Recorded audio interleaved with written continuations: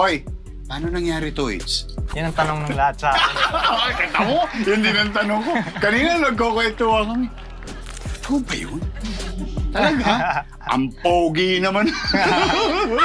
Sige nga, kwento mo konti. Okay, yung mga polyamory na word na kanina nakita mo ako, ni-research ko, di ba? Hindi ko Pareho rin alam tayo eh. eh. Nangyari Pareho na tayong siya. tolongis Oo. na sa ibig sabihin ng polyamory. Ganito lang kasi yan. Ang ginagawa ko lang, ang nagugustuhan ko lang ng mga babae, yung may mga gusto lang sa akin. Pag walang gusto sa akin yung babae, kahit gaano pa No siya time. kaganda, para sa akin pangit yun dahil anong magagawa ko dun? Wala nga siyang gusto sa akin eh. Ngayon, kung doon mo rin malalaman kung totoong gusto ka talaga ng babae, kasi kung totoong gusto ka ng babae, kung ano ka man, tatanggapin niya yun.